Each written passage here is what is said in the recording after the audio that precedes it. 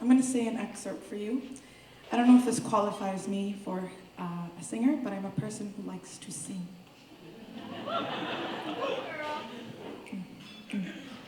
I'm telling you how it all falls down. I'm telling you how it all falls down. I'm telling you how. She's so self-conscious.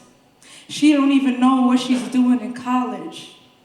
Cause the major that she majored don't make no money, but she can't drop out. Her parents will look at her funny. Philosophy. Now tell me that ain't insecure. All right, we're gonna rewind some lyrics. She's so self-conscious. So in that context, what Kanye is saying, respect to Kanye, is she's aware of her fears and she's gonna allow them to control her. In that context particularly. But wait a minute. When did self-consciousness become a bad thing? So now I want to take you on a ride and take that moment to understand you and myself for all the times that we've said, I'm so self-conscious about my voice. I'm so self-conscious about my hair and the way that I dress or the way that a mole sticks out. Why is that a bad thing? Why is it that I'm aware of something that stands out of the norm, something that's separate and so beautiful, suddenly I'm fearful of it? So tonight, you, myself, judges, you as well, the person on your left and the person on your right, we're gonna reclaim that word tonight, self-consciousness, right? Because when you see a conscious communities or a brother and you consider them a conscious person, you're like, yeah, that person's very conscious. But when it comes to myself, it has a negative connotation, right? So we're gonna reel it back and we're gonna understand what self-consciousness means for you and particularly for myself. How am I gonna do it? So this is how I'm gonna do it. I'm gonna do it. We're talking about what spirituality means for me and how love is the basis of that.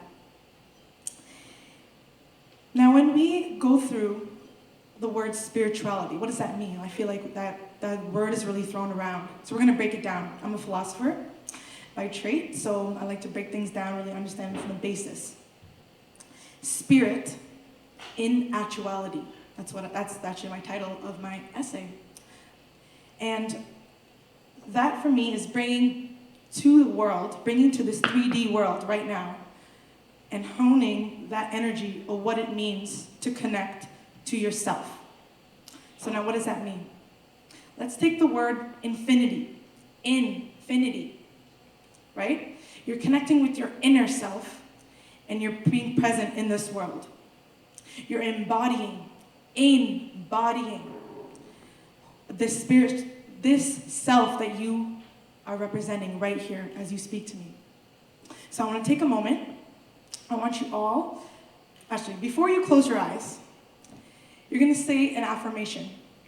In this affirmation, you can say whatever you want. You're going to say, I am, and you're going to fill in the blank. You too. And the thing is that you're not going to say it out loud. You're just going to say it. So I'm going to get you to close your eyes so you really get to focus. On 3. Ready? So the thing is, you cannot say it out loud. Okay. 3, 2, 1. Okay? Open your eyes. Let the light in. Who was that voice? Now the easy answer, well, that's myself, right? Where is that voice coming from?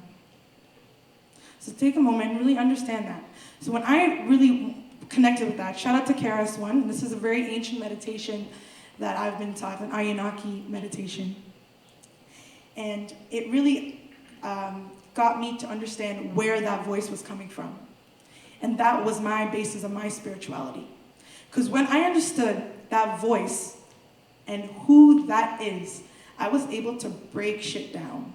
Everything was just peeling off. I was just burning into ashes, right? It all falls down, right?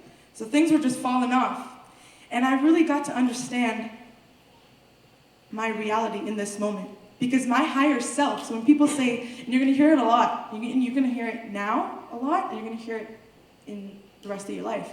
My higher self, I want to do the best I can be. Well, what is that higher self? Where is that coming from? It's that voice. It's that inner affirmation that you just said, that you just put into your world. You just put that into your reality. You are it because you just embodied it. So, when you look at this and understand, okay, spirituality, how does that refer to other religions? You know, a pastor or rabbi can be spiritual. They are not like, they can be spiritual. They are spiritual. And then people out here saying, you know, this is a spiritual community as well. So let's take a trip down there, because that's something that's really important, because that's part of our reality as well. When a pastor, when a nun, when a rabbi has given themselves to God, what they've chosen is they're leaning on faith. They're literally falling on faith. But it's not just and they hit the ground. It's an infinite falling. They're consciously just lying back on this trust, on this faith, and in that voice, that direct correlation to God. And when you hear that inner voice, that is what is God. So again, what is spirituality? Spirit in actuality. I want you to retake these words in for you and really hold them down. When we understand when we understand this inner voice, we understand who we are, and then we start to drop all the isms. We drop all the ideologies. Nothing of that matters anymore. It doesn't. Because what matters is you're connecting with yourself. What matters is that when you hear that inner voice and you listen to your heart, you're really connecting with who you are and where you fit.